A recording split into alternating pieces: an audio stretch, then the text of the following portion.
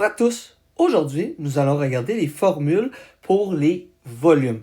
Souviens-toi que les volumes, ce sont des formes en 3 dimensions et ce qu'on cherche à savoir, c'est la quantité que peut contenir un objet.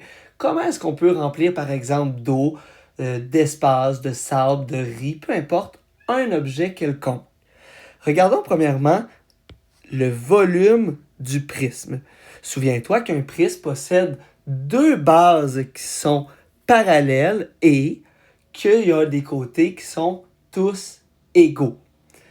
Pour calculer le volume, je vais devoir faire l'aire de la base multiplié par la hauteur. Souviens-toi que l'aire de la base d'un prisme, c'est canne sur 2, ou côté fois l'apothème fois le nombre de côtés de ton prisme divisé par 2.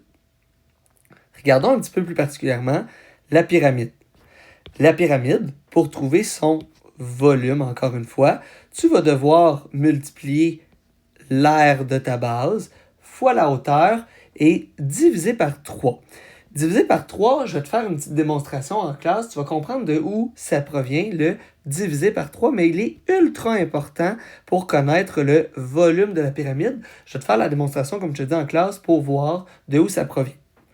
Si nous regardons le cylindre, alors tout simplement, le cylindre, évidemment, c'est 2 cercles qui sont face à face et je veux quand même savoir le volume. Je dois calculer ici la base, donc un cercle, multiplié par ma hauteur.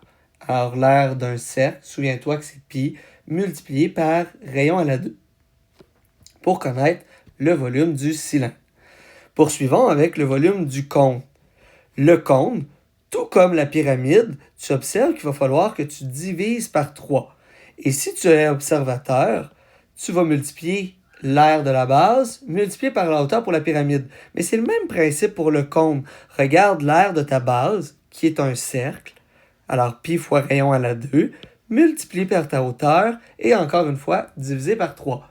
Je vais encore te montrer une petite démonstration en classe. Pourquoi on divise par 3 ici? Regardons maintenant la boule ou la sphère. Si je veux calculer son volume, je vais devoir, regarde bien, encore une fois, diviser par 3 ma formule que j'ai ici.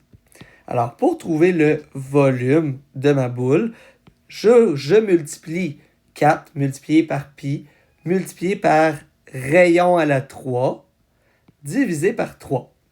Et finalement, pour le volume du cube, j'ai 2 options.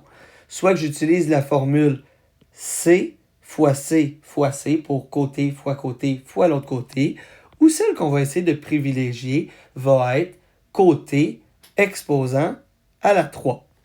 Voilà, j'espère que cette petite capsule t'a plu. Nous allons travailler maintenant sur les volumes. Je vais t'envoyer quelques exercices supplémentaires.